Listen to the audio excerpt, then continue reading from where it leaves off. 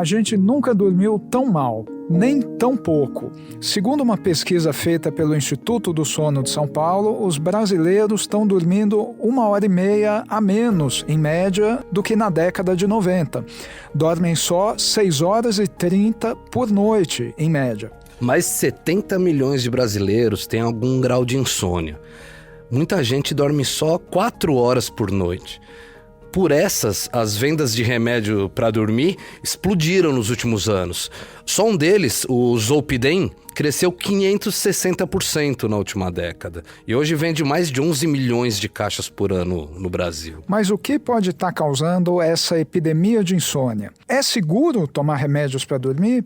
Qual é a relação entre doenças mentais como ansiedade e depressão e a dificuldade para pegar no sono?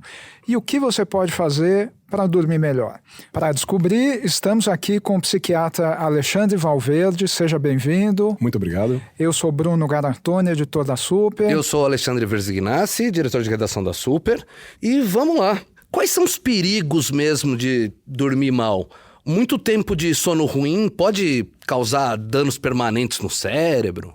Dormir mal significa muitas coisas, né? Desde dormir pouco até dormir muito mais do que as horas necessárias, ou também ter um sono interrompido, uma má qualidade do sono que pode estar sendo influenciada por uma série de questões. Acho que a mais comum na nossa sociedade é o uso de cafeína e o uso de estimulantes e de álcool. Comigo acontece muito, por exemplo, eu tomo bastante cafeína, né? Acontece muito de eu dormir ali umas 5 horas, aí acordar meio desperto, né, tal, 5h30 da manhã, e aí pegar, tá desperto, mas o corpo tá todo zoado. Cansado, e aí, quer dizer, não dá, eu já né? sei que não dá pra encarar o dia.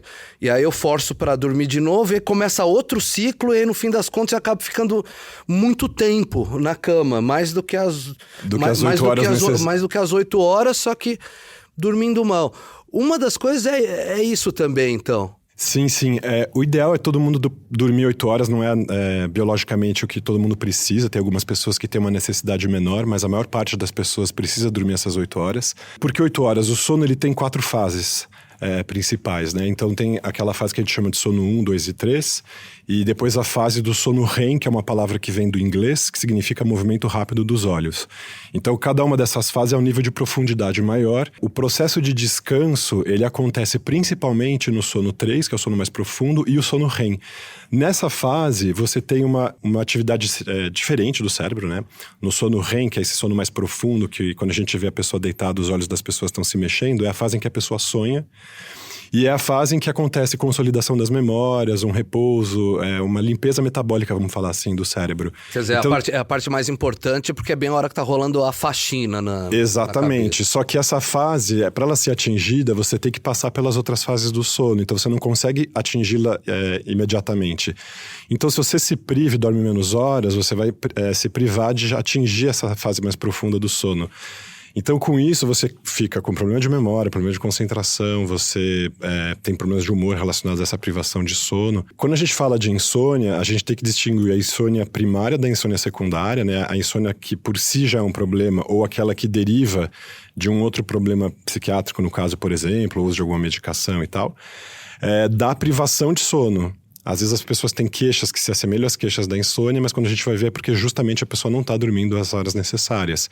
E isso tem tudo a ver com o estilo atual de vida que a gente leva, né? Quer dizer, acaba virando uma bola de neve. Exatamente. Ali, né? Você dorme mal e acaba dormindo pior porque tá dormindo mal, e aí vai acumulando entulho no cérebro, vamos dizer assim. E muitas vezes as pessoas têm privação de sono porque elas não conseguem conciliar as atividades de trabalho. Então a gente pensa numa pessoa que tem 8 horas aí de atividade por dia, contando a hora de almoço, então ficam 9 horas fora de casa.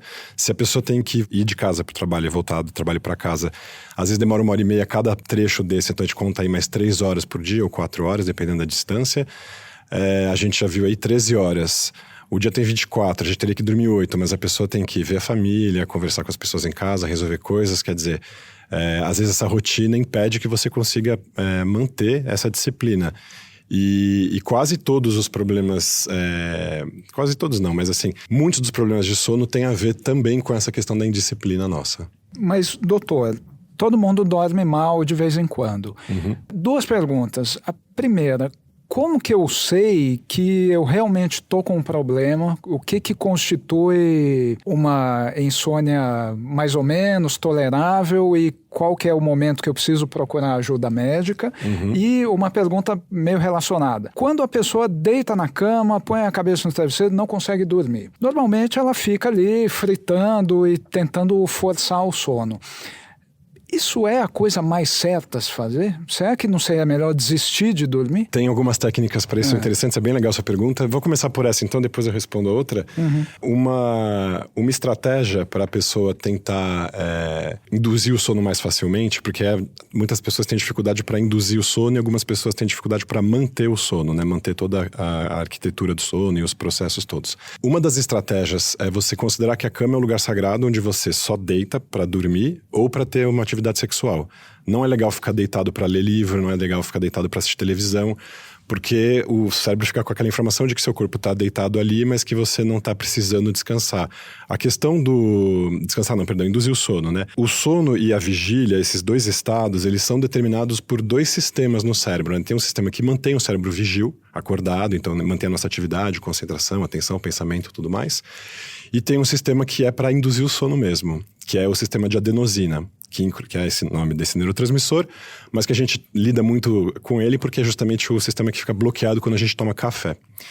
Então, o fato de a gente se deitar e o cérebro entender esse registro de que, bom, deitar é hora de dormir, faz com que ele também possa liberar mais adenosina.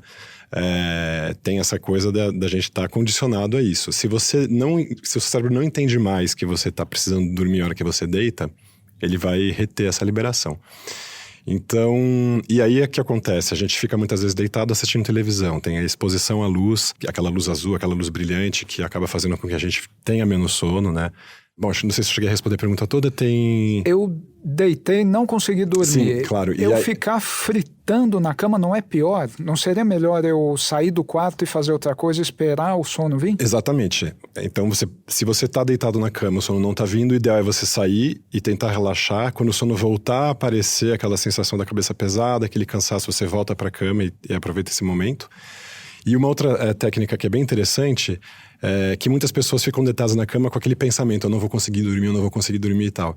Tem um exercício que é um exercício paradoxal. Você fica pensando, não, eu quero me manter acordado. Eu vou deitar aqui, vou ficar acordado, vou me manter acordado. Essa eu vou testar hoje. E parece que dá aquela enganada no cérebro só porque a gente quer ficar acordado e começa a vir aquele soninho. Aí você vai cedendo. Não, porque assim. tem até aquela história, né? Que na hora que você vai dormir, na boa parte das vezes, parece que a pior coisa que pode acontecer com você é dormir. Sim. E aí, quando você vai acordar, a pior coisa que pode acontecer com você é acordar, né? Mas aí tem aquele... Realmente, acho que tem essa parte do truque, né? É quase você fingir que é de manhã. Não, vou fingir Exatamente, agora que é 7 da manhã. Não vou dormir. Preciso ficar acordado para ler aquele artigo, você vai capotar. Preciso ficar acordado para tomar o ônibus e tal. E aí o cérebro, só de sacanagem, te faz dormir. Essa pequena ansiedade tem até um nome que a gente usa de insoniofobia, justamente que é esse temor de não conseguir dormir na hora que você vai deitar. Então essas são algumas técnicas comportamentais que a gente pode usar. Também é interessante não comer muito antes de deitar, também não deitar em jejum, então ter uma refeição aí um pouco mais leve, umas 2 horas antes de dormir pelo menos.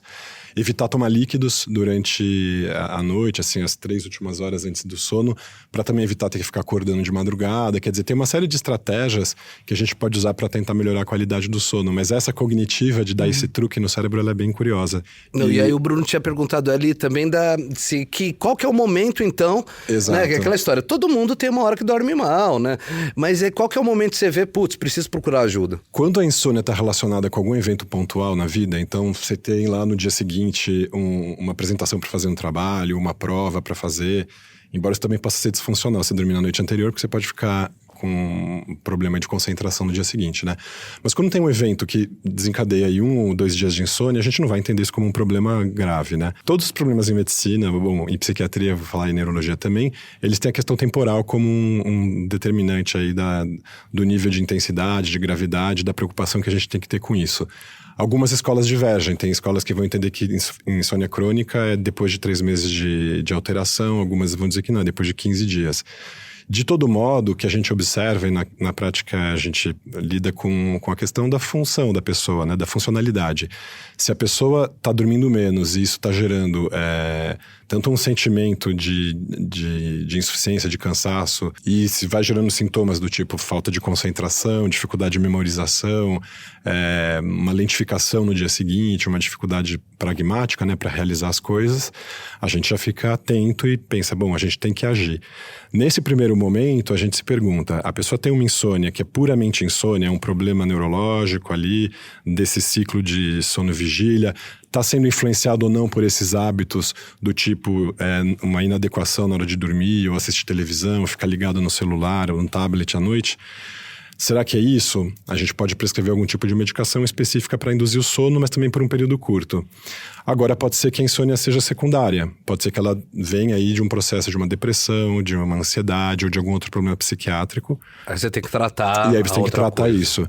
E aí os tratamentos também podem ser como os tratamentos de uma insônia primária. Então a gente vai usar aqueles remédios que induzem o sono. As pessoas conhecem aí o clonazepam, o diazepam, o zolpidem, para não falar as marcas, né? Falar só as moléculas. Ou se não, se tem alguma questão associada, se é secundária, uma depressão, ansiedade, a gente pode escolher um antidepressivo que tem um efeito hipnótico, né? Que seja sedativo. Então a gente tem uma série de opções. Mas, doutor, por que até hoje a ciência não conseguiu produzir um remédio para dormir que seja 100% eficaz e 100% seguro, né? Os remédios para dormir mais antigos, barbitúricos, benzodiazepínicos, eles podiam ser perigosos, né? Se tomados em altas doses, e viciavam as pessoas. E mesmo o zolpidem, um negócio mais moderno e que está vendendo a beça, tem efeitos colaterais até bizarros. Ele pode causar amnésia, então tem casos aí na literatura médica que a pessoa saiu, pegou o carro, dirigiu, voltou e não se lembrava de nada. E casos também de alucinações. Tem um estudo da Universidade da Califórnia que conta sobre o caso, era um senhor idoso que tomou um comprimido de 10 miligramas de zolpidem para dormir no avião e ele não dormiu, mas ele começou a tentar lavar o próprio celular com suco de laranja. Ele estava completamente zureta. Então, duas perguntas. Primeiro, por que esse remédio pode causar essas coisas e por que a gente ainda não tem um remédio para dormir que seja totalmente seguro? Os remédios que induzem o sono, eles agem sobre um receptor nos nossos neurônios que se chama GABA. É um nome difícil, mas só para a gente guardar esse nome. Esses receptores, eles fazem parte do sistema inibitório do nosso cérebro. Então, se a gente for pensar, o nosso cérebro ele tem dois funcionamentos paralelos. Um que faz com que ele se excite e um que faz com que ele se iniba.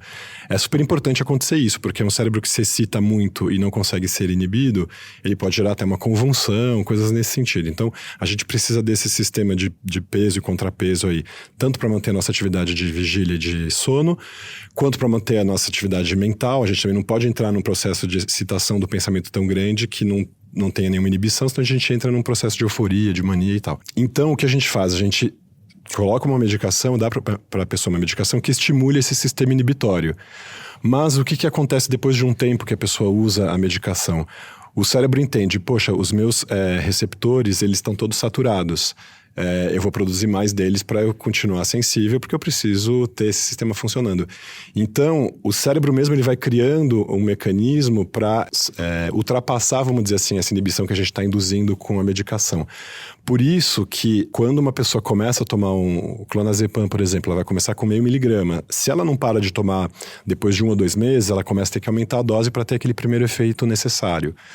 Se depois de mais uns 3, 4 meses ela não fica bem, ela vai aumentando a dose. E é por isso que a gente encontra pessoas com uso crônico desses tipos de medicação que se chamam benzodiazepínicos e que fazem uso de às vezes 3, 4, 5 comprimidos. É claro que não é a história de todo mundo, mas são pessoas que são predispostas a esse tipo de abuso.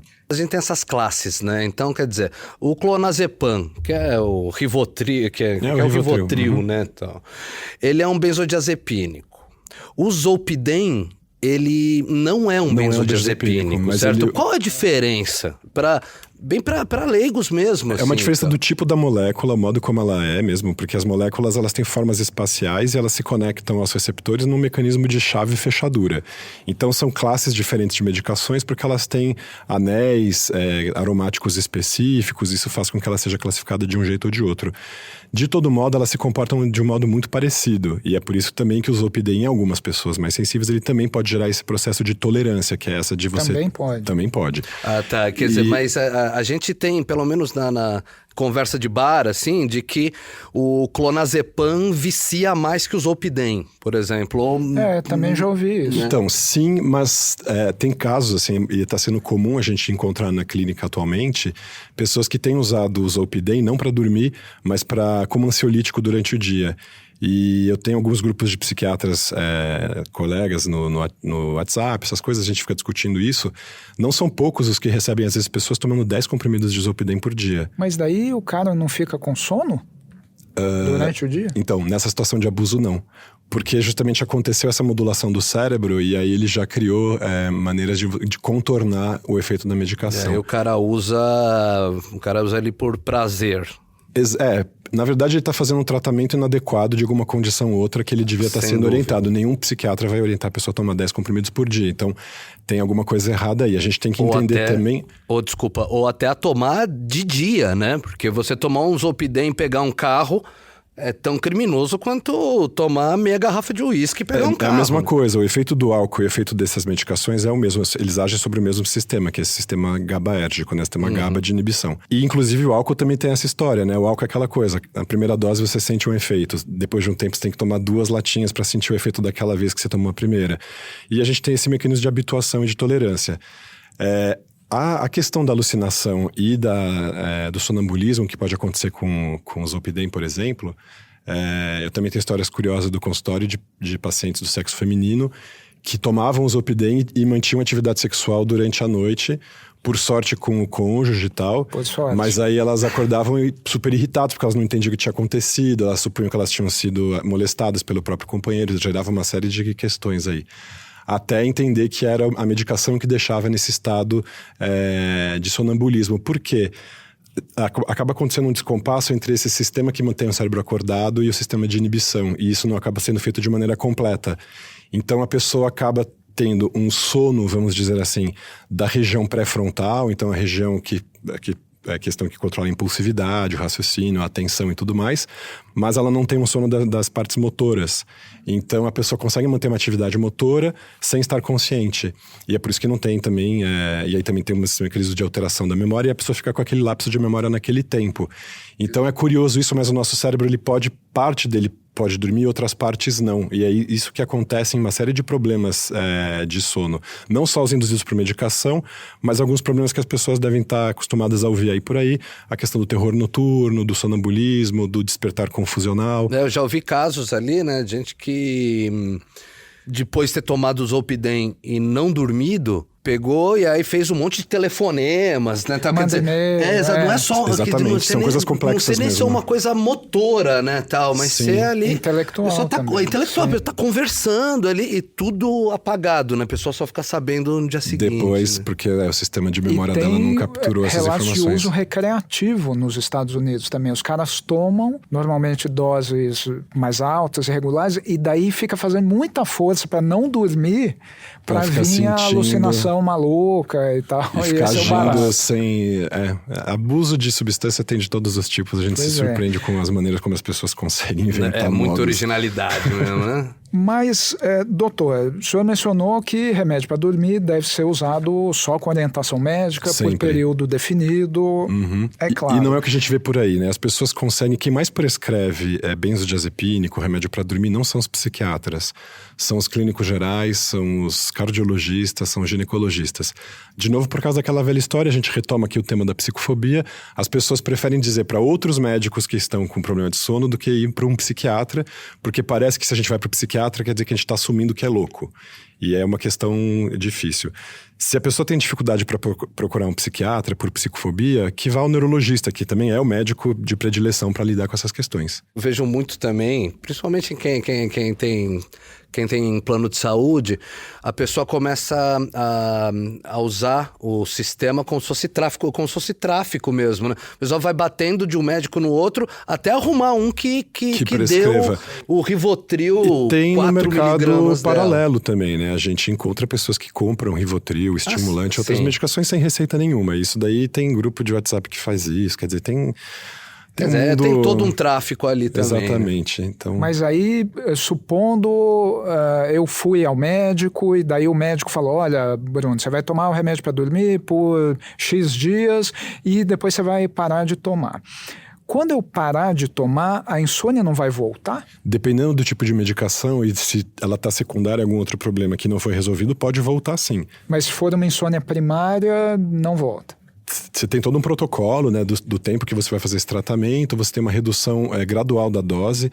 É muito difícil você tirar esse tipo de medicamento de maneira abrupta, até por conta dessa questão dessa modelação do cérebro. Rebote, exatamente, né? dessa acomodação do cérebro. Aquela que o cérebro se comporta igual um cachorrinho, né? Exato. Quer dizer, se ele tá acostumado com uma ele coisa vai querer ali, aquilo de volta. Vai querer, vai ficar te pedindo. Exatamente. Então é como parar de fumar, é como parar de tomar... álcool, qualquer substância que crie esse fenômeno de tolerância, de habituação, ela tem que ser retirada gradualmente para o cérebro ter tempo de entender que está acontecendo essa redução sem você sofrer um choque com isso. Então, dependendo até do uso que a pessoa tem de benzodiazepínico, né, de diazepam, de clonazepam, Rivotril, essas coisas, você pode até ter uma síndrome de abstinência pela interrupção abrupta do tratamento. Então, isso tem que ser feito de maneira orientada. E a gente está falando de tomar esse tipo de medicação à noite, mas os benzodiazepínicos, eles também são usados durante o dia em caso de crise de ansiedade, crise de pânico e tal. Então tem uma indicação precisa, tem um período que ele deve ser usado. Então, uma pessoa que apresenta, por exemplo, um diagnóstico de transtorno de pânico e que está usando algum ansiolítico para controlar e contornar essas crises agudas, se ela não fizer o uso de um antidepressivo que vai tratar o problema de fundo, ela vai voltar fatalmente a apresentar sintoma. Então, e que esse é o manejo que muitos colegas que não são psiquiatras, às vezes acabam não conseguindo ter. Porque ele vê que a pessoa está ansiosa ali, ele está no pronto-socorro, ele prescreve rapidamente alguma medicação mais simples para resolver aquele problema agudo e não necessariamente vai fazer o diagnóstico do transtorno do pânico e ele não vai resolver, ele resolve o problema agudo, que é aquele que está dando incêndio. Na hora, mas apaga o incêndio, né? Quer dizer, mas não resolve o crônico, que é o que se repete com o tempo. Exatamente, e pode gerar outro problema, né? O uso crônico desse tipo de medicação, que é ansiolítica, hipnótica, eles podem gerar depressão por si só, porque é uma medicação depressora do sistema nervoso central. Então, ela pode gerar apatia, desânimo, falta de vontade de fazer as coisas, sonolência. Tá, porque aí você vai forçando o cérebro a desligar ali, chega uma hora que, exatamente, cansei, né? Vou ficar desligado mesmo, né? Dependendo do metabolismo da pessoa, tem pessoas que conseguem eliminar medicações muito rapidamente. E tem pessoas que acumulam não só a medicação no organismo, porque o fígado dela não está preparado para eliminar aquilo tão rápido, mas também acumula os metabólitos ativos, que são as segundas e terceiras moléculas que se formam ao longo da passagem dessa medicação pelo fígado. Então, e esses metabólitos, eles também têm efeito. E às vezes o metabólito ativo, ele também pode ter o efeito parecido com o próprio remédio original que você tomou. Quer Exato. dizer, ele recircula no corpo, então. E às vezes a molécula terapêutica nem é às vezes a primária, o metabolito ativo é a secundária que vai se transformar. Um exemplo clássico disso é, por exemplo, a vitamina D, né? Que a gente produz mesmo, só que a gente só transforma na vitamina D ativa depois que a gente toma sol na pele, né? Ah, tá. Então, pra todo mundo aí pensar como é que é esse mecanismo. Então, e se a pessoa tem uma dificuldade de metabolização, acumula essa medicação, então ela vai passar não só as 8 horas em que ela dormiu com a medicação no organismo, mas vai passar talvez 24 horas, porque vai ter um resíduo daquilo. E aí você tem uma medicação que está induzindo um comportamento inibitório em você. Então, isso vai te deixar apático, lento, com dificuldade de concentração. Se a gente fica usando cronicamente esse tipo de medicação, você interfere, inclusive, no sistema de confecção, vamos dizer assim, das memórias, né? Se você inibe, porque uma medicação ela não vai para um lugar específico do cérebro, ela se espalha em todo ele. Inclusive as áreas mais profundas que são responsáveis pela memória. E se ela está sob um regime de inibição, ela não vai funcionar adequadamente. Então, é muito comum as pessoas que tomam esse tipo de medicação a longo prazo se queixarem de dificuldade de lembrar das coisas, principalmente as coisas de curto prazo ali, que elas precisam para o dia a dia. Principal, então, para evitar que você fique viciado nisso, é você tentar olhar realmente as causas. Então, sim. mesmo num caso mais grave que a depressão, isso vai demorar um pouco, né? Mas ali, poxa, às vezes o excesso de cafeína, excesso de álcool, sedentarismo, né? Sim, porque a gente vê às vezes ali, claro. às vezes você passa um dia que você se exercita bem, problema para dormir some, A né? não exposição à luz é muito comum. Vocês que trabalham aqui em estúdio, tudo fechado, com pouca luz natural, vocês podem ter uma perturbação do sono induzida pela atividade de vocês. Porque, assim, a gente tem tanto a liberação da adenosina, que é esse hormônio que induz o sono, mas também tem o mecanismo da melatonina, que é produzida na retina dos olhos.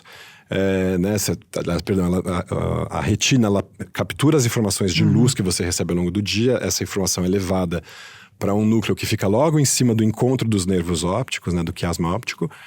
E ali é produzida a melatonina, que vai ser liberada mais ou menos 1 hora ou 3 horas antes da hora de dormir, que coincide com o sol. Naturalmente, a gente, na hora do lusco-fusco ali do pôr do sol, pela natureza, se a gente vivesse ainda em cavernas no meio da mata, a gente começaria a ficar com sono e ótimo. Quer dizer, não é só que a escuridão faz o corpo produzir melatonina, não é isso, né? Quer dizer, isso é uma coisa que acontece ao longo do dia. A melatonina é produzida pela exposição à luz e é liberada na hora que a gente se priva da luz. Na ausência de luz. Exatamente. Realmente. Talvez seja por isso, então, que, por exemplo, se você sai de férias. Quando você sai de férias é bem natural, né? Que você passe muito tempo ao ar livre, né? E aí o sono melhora pra caramba, E aí né? o sono fica... Quer dizer, não é só porque você não tá trabalhando, né, Não. tal. É porque você tá vivendo Exposto à do luz. ciclo normal ciclo da natural, vida. né? Exatamente.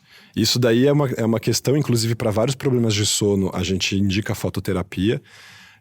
Aqui no Brasil é menos comum de ver isso, mas em países temperados, que tem um inverno muito rigoroso, você pode comprar em loja de artefato eletrônico uma lâmpada mesmo que você coloca na frente do teu ambiente de trabalho e fica recebendo aquela luminosidade para produzir adequadamente essa melatonina, reajustar o teu sono quando você está privado de luz. Isso também até é tratamento para as questões depressivas relacionadas. Melatonina em comprimido, que muita gente toma, é seguro tomar, é eficaz? Então, é controverso isso.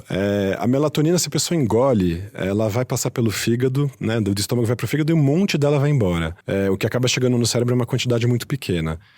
Quando a pessoa quer usar melatonina, a gente pede para usar sublingual, porque aí debaixo da língua já entra na circulação, vai direto pro cérebro, entra um pouquinho mais. É o mesmo comprimido ou são tem formulação diferente? diferente. Aqui no Brasil não vende em farmácia, né? A gente pode mandar manipular tanto o comprimido de absorção pelo estômago quanto sublingual.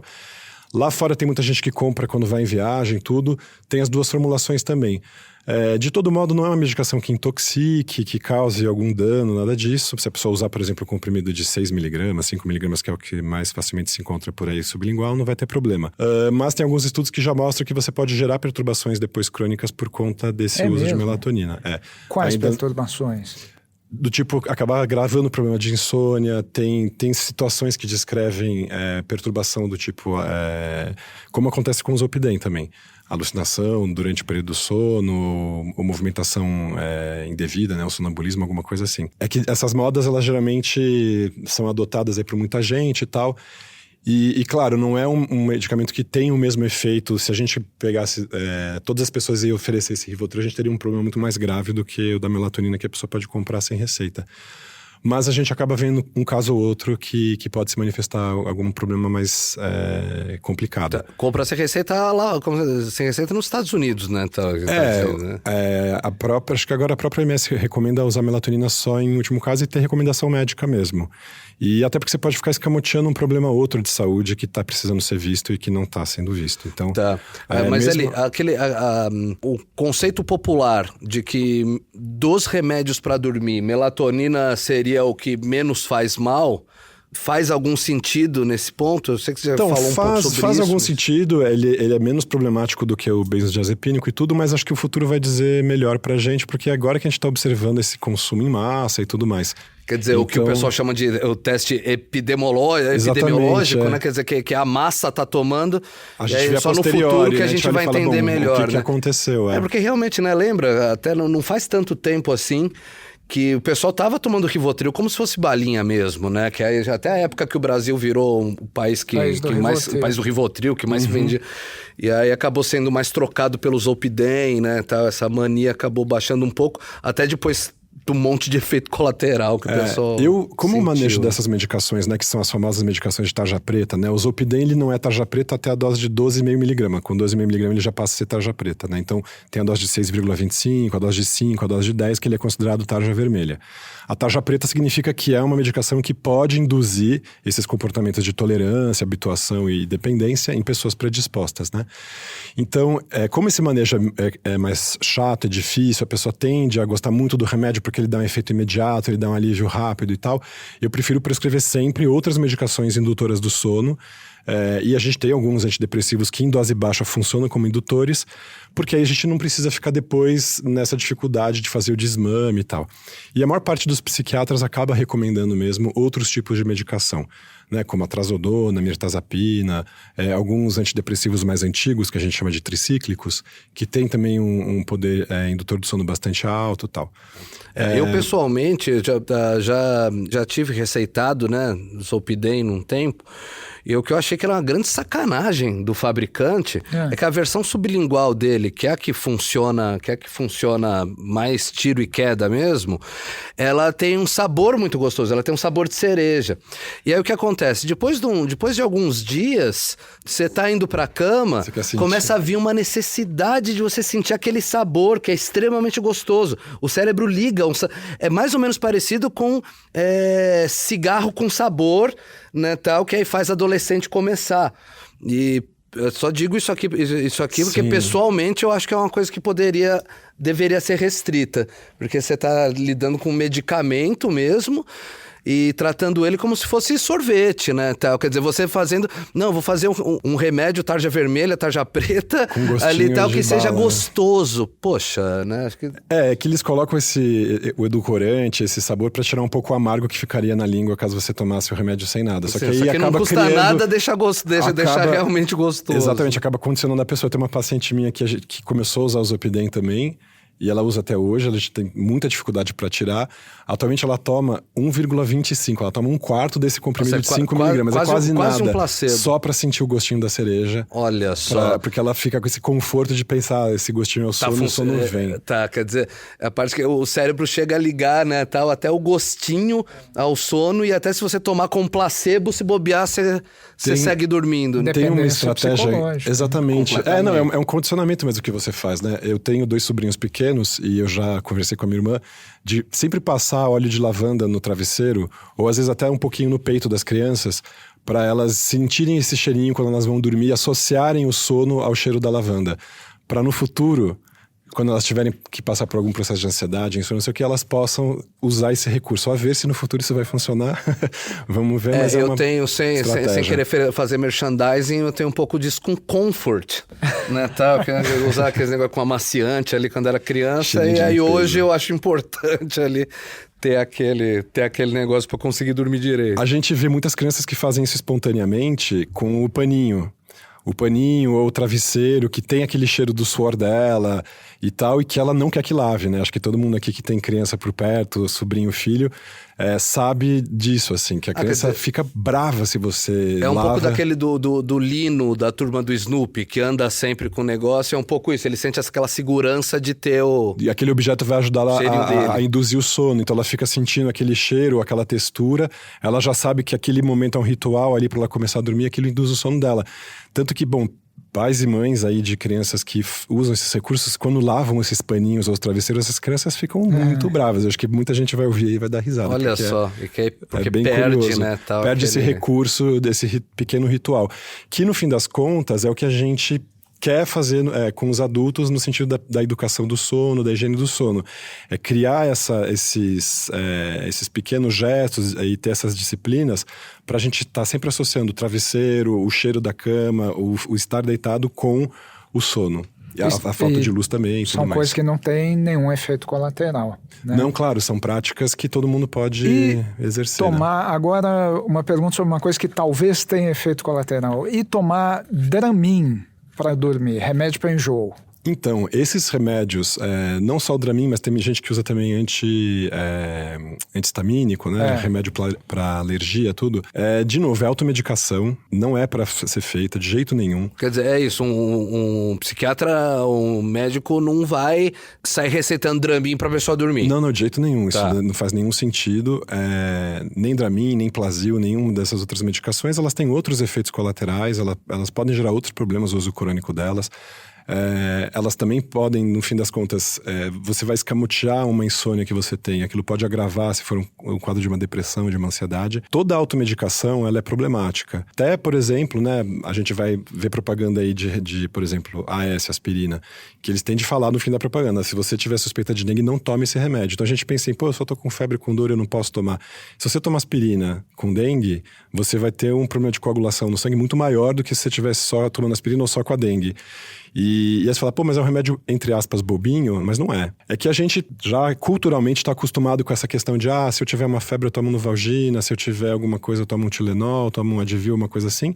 Pequenas prescrições simples para esses processos que são só sintomas, mas no fim eles podem se agravar, eles podem estar sendo a ponta aí de um iceberg de uma doença maior.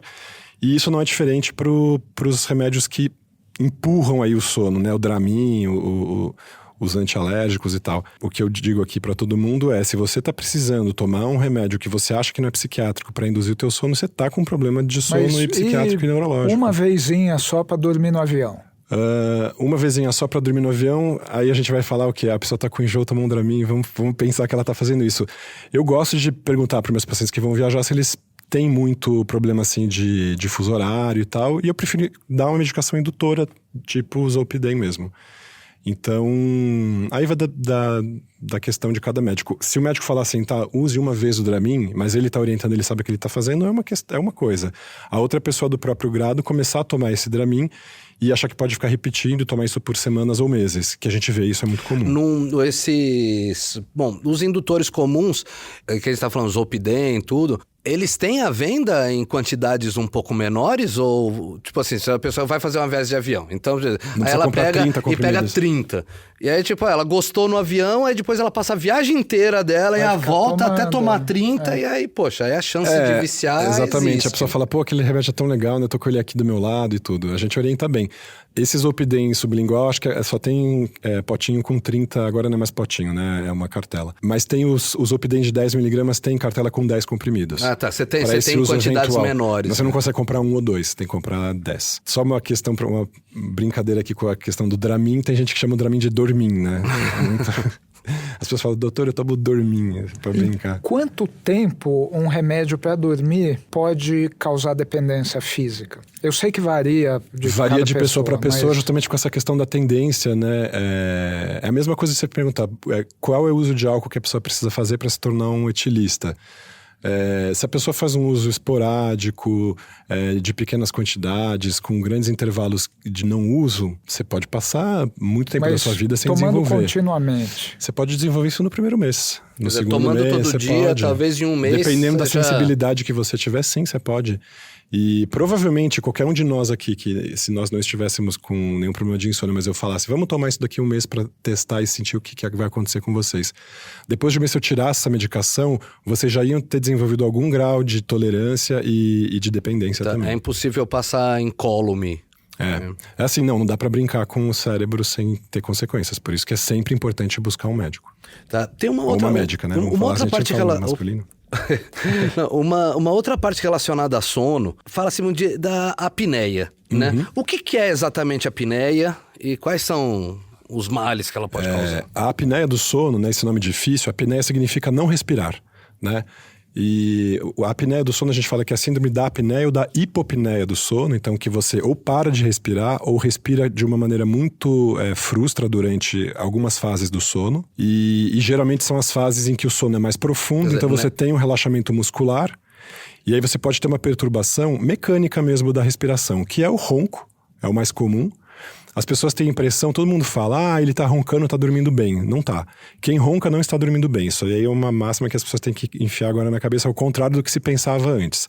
Se a pessoa está roncando, significa que as partes moles do pescoço, essa parte que fica aqui abaixo, atrás do queixo e na frente da garganta, elas estão flácidas, ou elas são flácidas por natureza, porque a pessoa às vezes tem uma molécula de colágeno que é um pouco maior, os músculos dela são maiores, ou a pele dela ela tá obesa, então tá com um acúmulo aí de tecido adiposo e tal. E aí, durante o sono, como a gente deita, aquilo pode fechar e obstruir a orofaringe, né? Então, obstrui ali a passagem do ar para os pulmões. Quando o nosso pulmão consegue ter força suficiente para forçar essa barreira que se formou, a gente tem o ronco. Então, o ronco nada mais é do que o balanço que acontece dessas partes moles, né? A vibração dessas partes moles. Quando o nosso tórax não consegue ter pressão suficiente para forçar essa abertura, a pessoa para de respirar, e aí nessa hora é a hora que a gente está vendo alguém com apneia, a pessoa fica ali em silêncio, e aquilo pode durar 40 segundos, 50 segundos. O ronco para, a pessoa para, a respiração para, e aí quem observa é muito angustiante, porque você fala, a pessoa vai morrer aqui? O que está acontecendo? Aí dá 50 segundos, 1 minuto, a pessoa puxa o fôlego, acorda de repente. Por quê? O que acontece nesse momento? Você tem uma diminuição do oxigênio no cérebro, porque ele vai... Você está como se estivesse afogando. O cérebro vai consumindo o oxigênio que está ali na circulação, aquilo diminui, aí abre um sinal de alerta, né, de alarme, para a pessoa acordar, porque ela fala, de algum modo você não está respirando. Aí a pessoa acorda, puxa um fôlego, volta a roncar, entra de novo nesse processo. Às vezes essa situação é tão grave que a pessoa tem despertares a cada minuto, a cada 2 minutos. E a pessoa não percebe direito. E a pessoa não percebe, porque é um micro despertar que a gente fala, é o suficiente para a pessoa poder retomar o fôlego dela.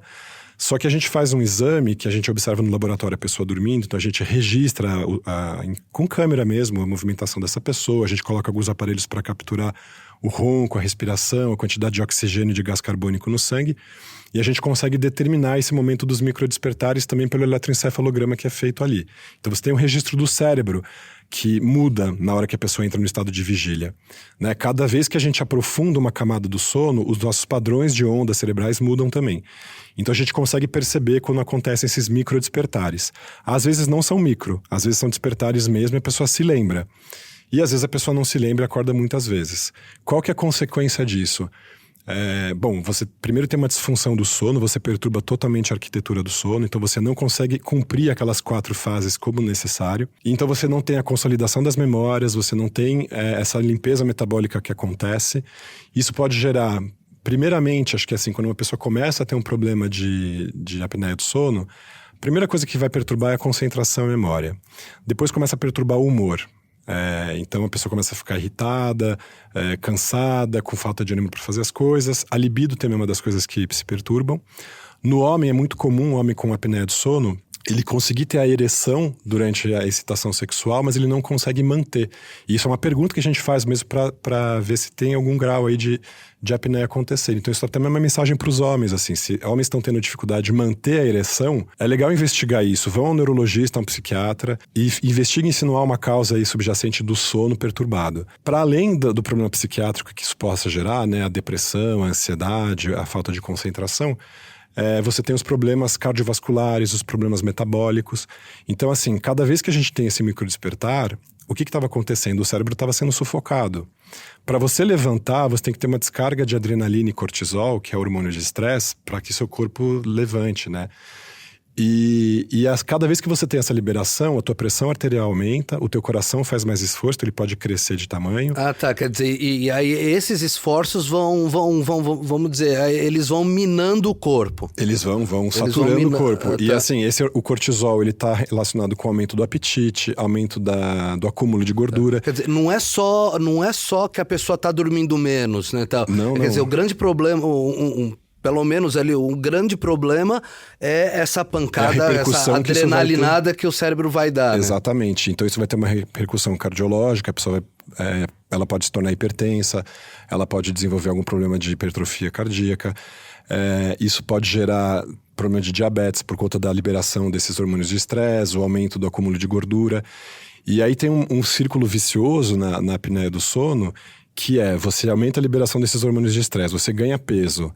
Você ronca mais, piora o padrão do teu sono. Você libera mais hormônios de estresse e aí você entra num ciclo que não se interrompe. E inclusive pessoas que são obesas e têm apneia do sono, elas têm muito mais dificuldade para emagrecer do que pessoas que não têm apneia do sono. Tá. E se você não fizer o tratamento, muito dificilmente você vai melhorar. E o tratamento para apneia não é nada milagroso, né? Não é negocinho que você vai tomar e resolve. É um pouco, vamos chamar assim, um pouco mais agressivo, né? Você tem que usar uma máquina mesmo que te induza a respiração. Você tem desde os procedimentos cirúrgicos, quando você tem, por exemplo, uma apneia que está relacionada com desvio de septo, então um aumento das adenoides, né? Esses tecidos moles, o pessoal chama de carne esponjosa, já pode ajudar. Às vezes só isso já resolve, mas às vezes você tem uma questão que a sua arcada, a sua mandíbula ela é pequena. Então, aí a sua língua ela acaba ficando grande, não consegue ficar na boca, ela cede, ela cai para trás durante o sono, então ela obstrui. Quando você tem outros tecidos moles, o palato, né, aquela parte ali onde fica o sininho ali atrás da boca, né? Se você tem isso muito grande também, isso acaba perturbando a respiração. Então, tem alguns procedimentos cirúrgicos que podem ser feitos para minimizar isso. Não todos são curativos, então alguns às vezes são paliativos, eles melhoram um pouco a qualidade do sono. E o tratamento, quando você tem uma apneia que não vai se resolver com cirurgia, porque não tem indicação, é o uso da CPAP, né? Esse nome é uma sigla para falar de uma máquina que tem um fluxo contínuo de ar. Então a gente olha, parece um aparelho de inalação, desses que as pessoas conhecem para asma e tal, só que ele mantém um fluxo constante com uma pressão que é necessária para você manter as vias aéreas abertas. É uma máscara mesmo? É uma máscara, você tem vários tipos de máscara, então ela fica na frente do nariz e da boca. E aí, se você tira a máquina, você vê um fluxo de ar bem grande, como se tivesse um grande sopro acontecendo. E é esse sopro de ar que vai bombear o ar para dentro do pulmão e vai ajudar você a manter as vias aéreas abertas e conseguir respirar naturalmente, para evitar esse colabamento, que é o nome que a gente dá, dessas partes moles do corpo. E aí evita esses microdespertares que vão destruindo, né, o seu sistema cardiovascular. Os microdespertares, tanto na pessoa que tem apneia, mas às vezes a pessoa pode só ter ronco e não ter apneia. E ela não vai ter uma perturbação tão importante do sono, mas o cônjuge ou a cônjuge vai ter. Então, muitas vezes, mesmo que a pessoa não tenha esses microdespertares e um problema devido um problema de apneia em si, o próprio ronco grave, a pessoa também tem indicação para usar o aparelho para melhorar a qualidade de vida da pessoa que está dormindo ao lado. Ah, tá. Quer dizer, não tinha pegado direito essa parte. Ele pode ser eficaz contra o próprio ronco mesmo, só por ele estar jogando ar ali. Sim, porque ele evita esse colabamento. Assim, o colabamento pode ser tanto essa vibração que acontece no ronco, quanto um fechamento total que acontece na apneia. Perfeito, porque você tem os dois, né? Você tem as duas possibilidades. Não é necessariamente que todo roncador tem apneia. Exatamente. Né? Mas toda pessoa com apneia tem ronco. Toda pessoa com apneia tem ronco. E a pessoa que só tem ronco também não significa que ela possa deixar por isso mesmo. Exatamente. Senão ela pode passar por um divórcio, né? A qualidade de vida piora muito da pessoa, do cônjuge de uma pessoa com apneia do sono. Sim, porque aí o cônjuge, coitado, aí para de dormir, né? Sim, ele acaba gerando e dá os problemas que a gente viu no começo do programa. Exato. Os problemas da falta de sono em si, que você não consegue entrar na fase REM, você não consegue sonhar. E aí, quer dizer, você não consegue fazer a faxina do cérebro e deixar ele limpinho. Total. E tem uma questão também que é muito interessante de investigar toda pessoa que vai ao consultório psiquiátrico com quadro de ansiedade e depressão. Não só as pessoas que são obesas, né, que a gente tem essa ideia de que as pessoas obesas ou com sobrepeso vão roncar mais, vão ter mais apneia. Mas mesmo as pessoas magras, tal, porque depende da conformação do queixo, da conformação da garganta, da circunferência do pescoço. Tem uma série de outros fatores que determinam que uma apneia possa estar acontecendo. Dizer, e essa investigação tem que ser feita. Tá, quer dizer, tem coisas bem, vamos dizer, bem morfológicas mesmo, né? Sim. Não é só... E que pode levar a uma depressão e uma ansiedade graves mesmo, por causa dessa privação de oxigênio durante a noite, essa perturbação do sono. Aí já... Exatamente. E aí você vê que são pessoas que não vão melhorar só com o tratamento medicamentoso, por exemplo. Você tem que tratar mecanicamente essa apneia. E aí, então, você tem o uso da máquina, às vezes tem que também dar uma medicação para melhorar a qualidade do sono, até porque às vezes a aceitação da máquina é muito difícil, porque fica incomodando, você tem que dormir com aquela peça de plástico na frente do rosto. E o tratamento também para apneia, ele pode ser com medicações que vão influenciar o estado de vigília. Então a gente tenta melhorar a qualidade do sono, mas a gente também tenta melhorar o estado de vigília, o estado de estar desperto. E com algumas medicações que são antidepressivas, mas que aumentam a disponibilidade de dopamina e tudo mais, que é um dos mecanismos aí da sonolência, da falta de ânimo que acontece nesse problema mecânico da respiração aí. E aquelas pessoas que dormem menos horas do que 8 e vivem muito bem assim? Então, essas pessoas, elas têm, por natureza e por sorte, né? Porque sorte agora... Sorte porque a gente, ou azar. Sorte ou azar, porque também o mundo hoje exige que a pessoa fique acordada mais tempo do que as 16 horas que a gente estava acostumado, né? Então é por isso que, em média, as pessoas têm dormido menos. A gente, aliás, nem comentou sobre isso, mas foi a pergunta lá do começo, quais são os males de dormir pouco? O mínimo que a gente quer, como médico, assim, orientar as pessoas a dormirem é 6 horas, assim. Não durma menos de 6 horas. Quando a gente dorme menos de 6 horas, assim, a chance de você ter um infarto, um AVC aumenta muito por conta dessa questão toda da não limpeza metabólica, tanto do cérebro quanto do resto do organismo. Tem uma série de processos que se dão e que acontecem durante o sono e que alguns ainda são desconhecidos para a medicina. Então a gente entende que é um fenômeno super importante e que a privação do sono pode levar a consequências, inclusive, dessa ordem. O ideal é se dormir entre 7 e 8 horas. A maior parte das pessoas fica nesse intervalo aí de sono necessário. Algumas pessoas têm de dormir 9 e algumas pessoas dormem 5 horas ou 6 horas. Eu conheço pessoas que dormem 4 horas, mas não porque querem, porque são assim. Se ela consegue, pela natureza dela, realizar todos esses processos metabólicos do repouso e se sentir bem no dia seguinte, não acontece nada, não tem problema. Mas isso é muito raro, é muitíssimo raro você ver uma pessoa com uma necessidade reduzida de sono que as pessoas que necessitam dormir 8 horas. Teve até um estudo, né, da Universidade da Califórnia que ele constatou que uma mutação genética bem específica, ela pode ser realmente o segredo de quem dorme muito, muito pouco, que é isso daí, tipo 4 horas, né, por noite. É uma mutação em um gene só, tem o nome, né, do gene ADRB1, né, mas olha como ele é raro, né, gente? Tipo, sim. Que ele estaria presente em 4 a cada 100 mil pessoas. Em porcentagem, isso dá 0,004% da população. Não é quase nada. Tipo assim, no Brasil inteiro seriam 8.400 pessoas. Se contar só a população adulta, de entre 20 e 60 anos, seria tipo metade disso. Vamos lá, 4.500 pessoas.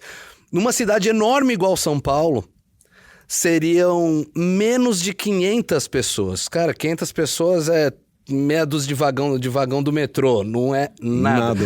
Então, quer dizer... Eu nunca conheci uma pessoa que necessitasse tão pouco de sono no consultório. Eu só conheço 2 pessoas aqui da cidade de São Paulo que são amigos meus. Mas que Você não é amigo foi pela... do João Dória?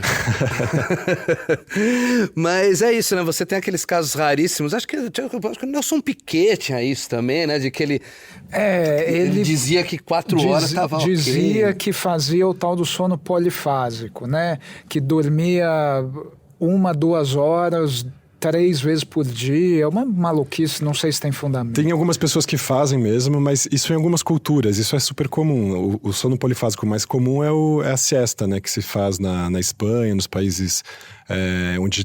nos países do norte da África, os países do Mediterrâneo têm esse hábito. Mas né? eles dormem entre 6 e 7 horas durante a noite também. Também, né? claro, eles fazem esse pequeno sono de 1 hora e depois completam e fazem outro ciclo durante a noite. Não, provavelmente esses casos de quem acaba dormindo muito, muito pouco, provavelmente eles estão entre essas pouquíssimas pessoas ali, né, tal, que tem a mutação total. específica. Exatamente. Né? A regra é a gente precisar dormir entre 7 e 8 horas, às vezes um pouquinho mais também.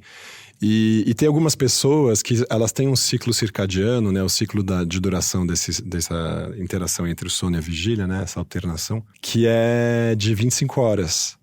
E aí a pessoa... é muito difícil a pessoa conciliar isso. A pessoa tá no planeta errado. É complicado. E aí não são poucas, não. Não, mas como que funciona quem tem um ciclo de 25? Você sofre. Porque você tem que acordar todo dia às 7 da manhã e aí a tua tendência seria dormir todo dia 1 hora mais tarde e acordar 1 hora mais tarde. E que vai se acumulando. E até interessante porque dá pra gente... Na verdade, assim, a questão de acordar e dormir é uma disciplina que a gente se impõe mesmo, né?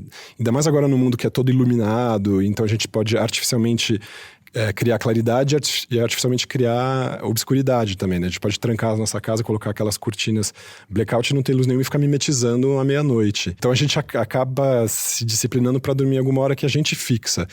Mas quando você tem que acordar todo dia às 7 da manhã, então você vai querer dormir 11 horas da noite. Se você tem esse tipo de ciclo e você tá dormindo às 3 da manhã, às vezes é melhor, ao invés de forçar a pessoa a dormir às 11, fazer a pessoa passar por todas as etapas. Vai dormir no outro dia às 4, às 5, às 6 da manhã, até dar a volta, depois de 25 dias ela chega.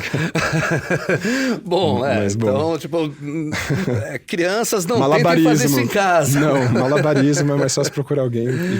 Tá certo, gente. Bom, infelizmente estamos terminando aqui. Então, se você estiver ouvindo esse podcast porque tá com insônia e agora que tá acabando, segue aquela dica. Finge que você não quer dormir, finge que, não posso dormir, que aí você vai dormir mesmo. E é isso aí, pô. Obrigado. Valeu, Bruno. Obrigado, valeu. Muito obrigado pelo convite, pessoal. Até a Valeu, próxima. valeu. Então, gente, até o próximo Terapia. Abração.